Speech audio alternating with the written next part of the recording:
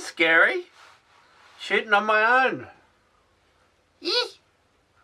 So, on the final episode with Liz, if you look back, I had really, almost looked like I've been crying. Had red eyes. I get bad allergies during the spring season that affect my eyes. And it got me thinking about back in my day, when I had jobs, when I worked, whatever job I was at, come a certain time of year, because I was always laughing and having fun, people had accused me of being on drugs, and I wouldn't take, I'd do drugs, but I wouldn't do them before work. And yeah, it was because red eyes from allergies. Yes, it's interesting, Ricky. What else have you got to offer? Let me tell you, probably not much. Okay, let's take a look at the computer and see what it's got to say. He's got to say. It's a boy computer. Oh, hey fella! Hocus Pocus 2 must be out because it's trending on Google Trends. Novak Djokovic, don't know the bloke. I'd say he's a politician that plays tennis for fun. The PGA Tour is happening. Coolio's in the news. Haven't heard him for a while. Maybe he's got a new song out. I think you should type in Coolio and see what's going on. He might have a new jig going on. What else is happening? Emma Chamberlain, don't know the girl. Steve Lacey. Fire in Perth, great. Fucking fire. Hurricane Ian. Liz told me about that yesterday, the big hurricane somewhere. And we were debating, we were saying, aren't hurricanes named after women? Because we could only remember women's names as hurricanes. And then we thought maybe the women's liberation movement got on it and said, hey, we're not the only ones that cause trouble around here. And they started using men's. And I sort of had this idea that they go one girl's name, one boy's name, one girl's name. But then I thought, no, it was what I learnt before had to do with something else to do with, it goes in alphabetical order. So Ian after Ian, I, A, B, C, D, H, G, Y, A, B, C, D, E, F, G, H, I, J. So that it'll be Hurricane Jonathan or Jennifer next, I'd say. So keep an eye out for that. Hurricane Jennifer. Woo! Woo! And I don't know whether it's worldwide, whether if there's a Hurricane Jenny in America and then there's one in Thailand, whether they use the same alphabetical system or it's just regional sort of thing. What else we got? Probably not much. I'll go to Google News.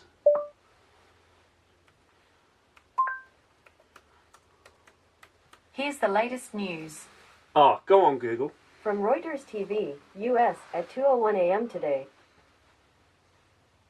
This message comes from Supermicro. Improve your data center total cost to the environment, reducing cost and environmental impact with Supermicro's extensive portfolio of workload-optimized server and storage systems using the latest AMD EPYC processors. Learn more at supermicro.com.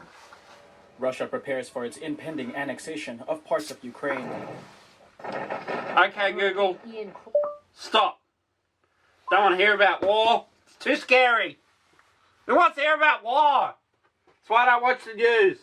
I don't want to know what's going on. Top stories. Google News. Oh, war! No. Oh, come on. Give me something juicy. Give me something juicy.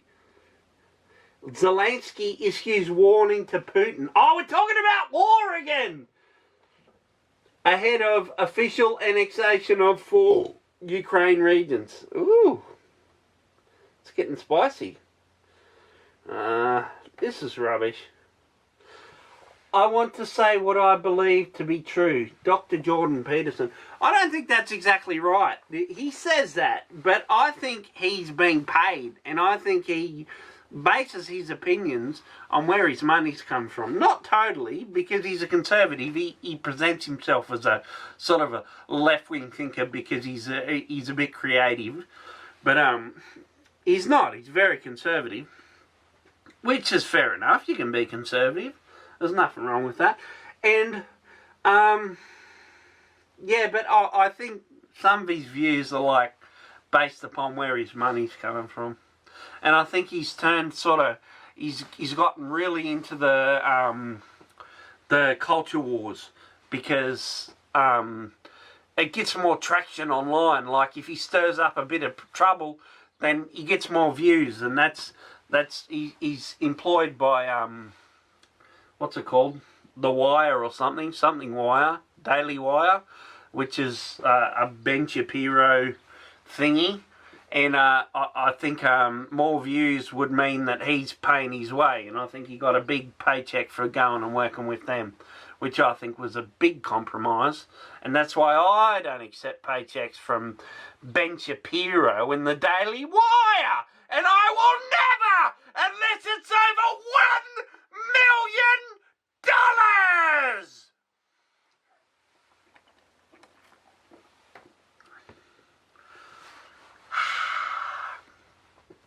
What's been happening? Oh, I got a bit worried about life. I was wrote 10,000 words, and it made me realise we're all fucked. And it really worried me because when shit hits the fan, I thought, oh, a lot of people are conservative around me, and Christian or not Christian but conservative or Bush-like people. And I'm here with my lefty ideas, and I'm thinking, I'm going to be first to be killed to feed everybody. Worried me. So I've become more tribal because as a bit of a lefty, I'm less tribal. I'm more worried about doing the right thing for everyone and not so much my group. But I'm in it, guys. I'm in the group, all right. I'm gonna. Good deals coming your way because I'm too fatty. Don't eat me. I'm the one that's gonna be there to help you out. I've got knowledge. Maybe it doesn't relate to the future where all electricity is gone and you don't need IT assistance, but I can do something. There's something there that I can help you with. So don't eat me or my family. They're very precious. I don't have anyone else except for you guys because we're a tribe. We're all tribal here. We're a big tribe. Ah.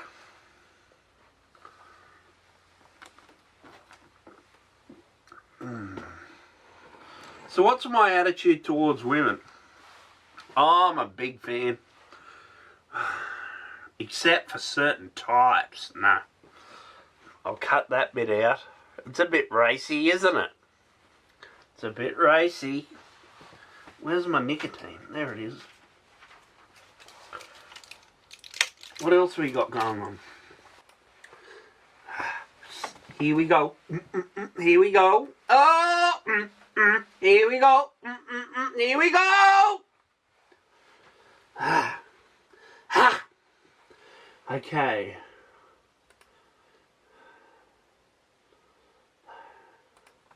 Woo woo. YouTube. Talk topics. Drugs. We can talk about drugs. We can talk about pokies. Oh, all these are too hard. Where's simple ones? Talk about cabbages or something. Cabbages. Cabbages were first invented in 1964 by Edward Cabbage. Edward invented the cabbage by taking two different plants and putting them together and making them into one superior plant called the cabbage. I think cabbages are actually part of the mustard seed family, or they come from mustard seeds, which is in the Bible. And mustard seeds have through human engineering, like through growing different breeds and varieties, has brought us cauliflower, broccoli, cabbage. I think there's about, I don't know, 5 to 10 different vegetables that all come from the mustard seed. Pretty good. Pretty good, guys. That's what happens. And yet they say, what's it called? Eugenics is wrong. Look at the mustard seed. We could all be mustard seeds. Think about it.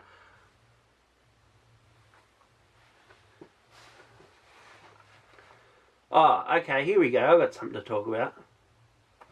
Okay. Okay, so if you're like me, you are what they call a nervous Nelly, full of social anxiety, and get really nervous when you have to see someone.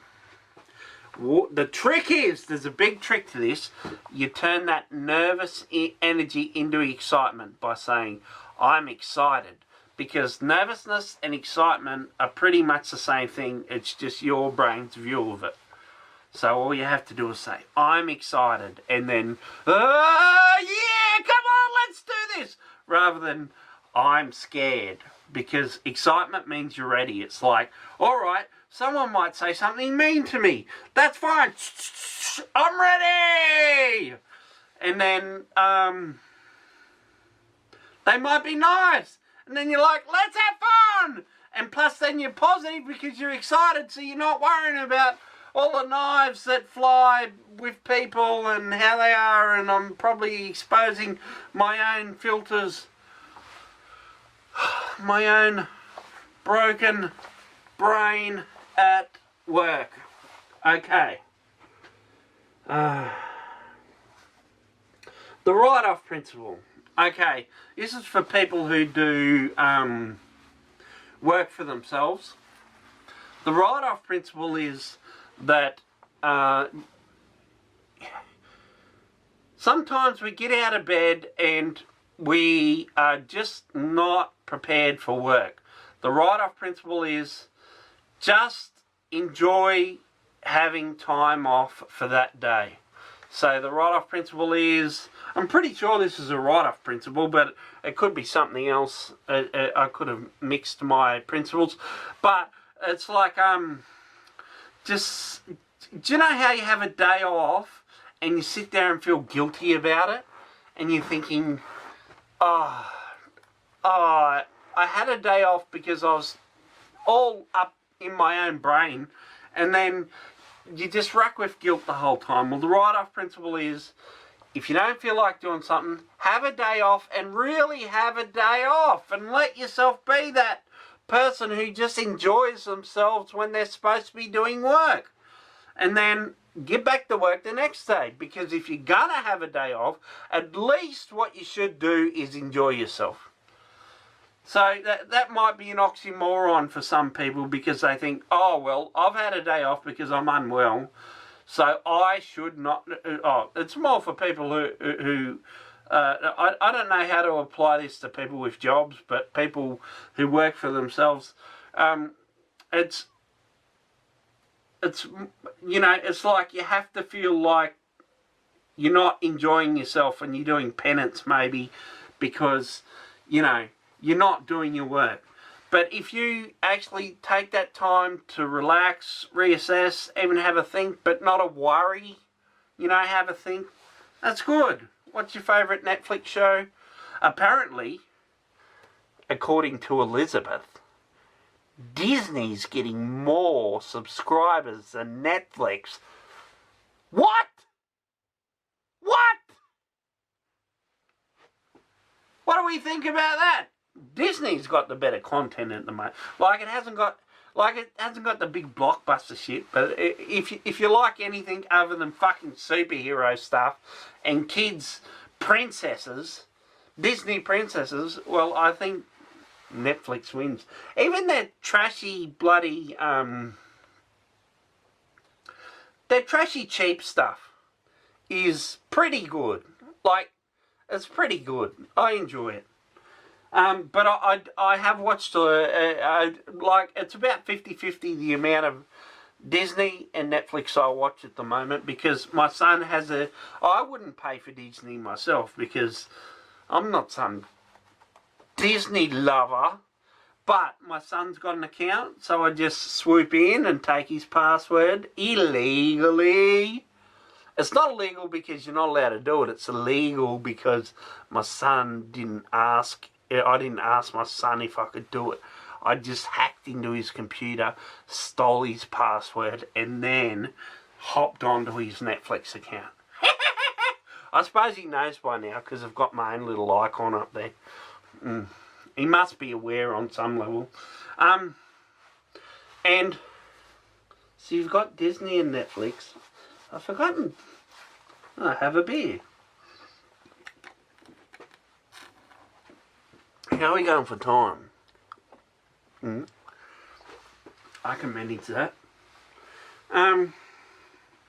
Yeah, so I've watched some things on Disney lately. I've watched Only Murders in the Building. That was alright. The second season, the first few episodes were a bit slow and a bit all over the place, but it got me in the end. I was happy with it. There are other shows I watched on there, but nothing that brings to mind. And what I watched last on Netflix was based on, you know those Winx dolls? Those little kids dolls? They're fairies or something. I think they're Winx, I don't know. I'm assuming that this is tied to some kids marketing. But it's for kids who've grown up with this and now they're teens or whatever. And it's a bit of a teen fantasy thing called Winx something something. But they're pretty much fairies and they got magical powers. And it's not a high budget thing. It's just... But it's... I watched the first season because I'm into fantasy, that sort of stuff. And, yeah, some of it irks me, but it's just good drama. It's good fun. Yeah, and then I actually started watching... Because I thought there was 2 fantasies on Netflix, so I watched that first, and then I watched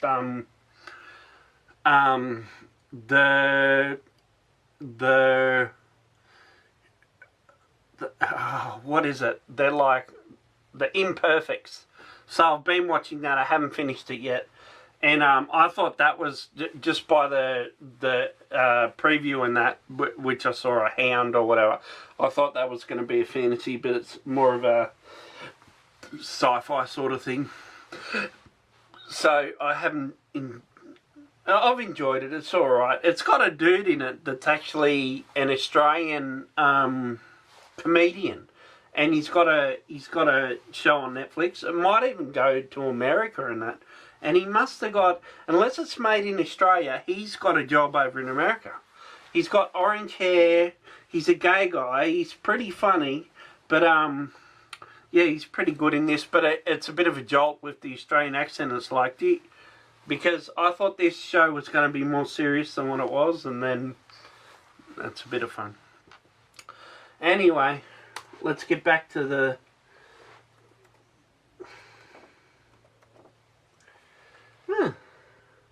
the 20-second rule. Okay, this is a great one.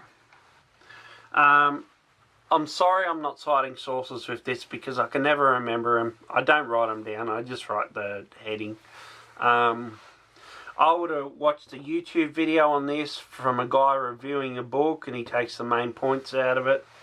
The 20-second rule is if you want to do something, make sure you make it easily accessible, because if it takes longer than 20 seconds to prepare, there'll be a barrier to you doing it. So there'll be like, and then the opposite is true. If there's a barrier to you doing something, if there's not a barrier to you doing something that you enjoy, you'll do it. If there's, so in this thing, the explanation was that, or the example was that this bloke wanted to stop watching television and learn guitar more.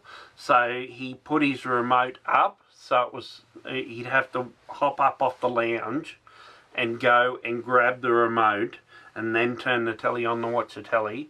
And then he put his guitar in the lounge room on a stand because he wanted to learn how to play guitar, so it wasn't in his cupboard 20 seconds away.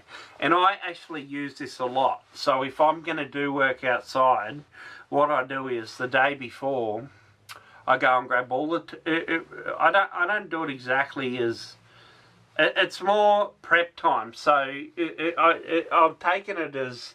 I prep myself to do anything, so when I think about it, the barrier is actually doing the job and not preparing to do the job.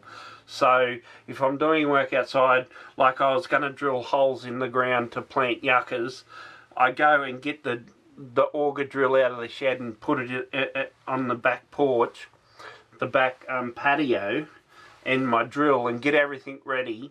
So when I go to do it, everything's prepared. Or what else do I do? I do it a lot. So if I just prepare things. So when I get up, I'm not going. It means it's a multi-stage process. So I'm not just going, oh, I need to do this, so I do it, because I overemphasize to-do lists in my life. But I just okay. So tomorrow I want to do this. How do I prepare for it so there won't be that resistance in the morning for me to go, no, I'm not going to do it. And I think about that. It's just a little prep time. So, I can't think of many examples, but I do it a lot. I think about that, and I think about just reducing to barriers to me getting that task done. And generally, that's just that cognitive load of having to organise what's going on. So get everything organised, and then you're ready to go. Okay, what else is there? I'll do one more because I think we're running out of time without flipping over to another shot. Practice strategic underachievement. So this is something, if you want to be good at something, you can't have all areas of your life cooking on all four burners, or you're not gonna smash what you're really focused on. And so for me, that means I practice underachievement on my yard. So I let my grass grow, I let the neighbours down, I don't compete, I don't play the neighbour game where we all want the best lawns and all that. I let things go here so I can focus on things that are important to me. So in life, there's a lot of things you've got to take care of, and sometimes it's best to go, all right, this is what I'm really focused on, this is what I want to achieve, and you practice underachievement in other areas where you're not as interested in, or can be offloaded to someone else, or if it doesn't get done, then it's not the end of the world. It's not one of these things that build up and build up until you've got a crisis. It's just like, longer grass. I think I'll leave it at that.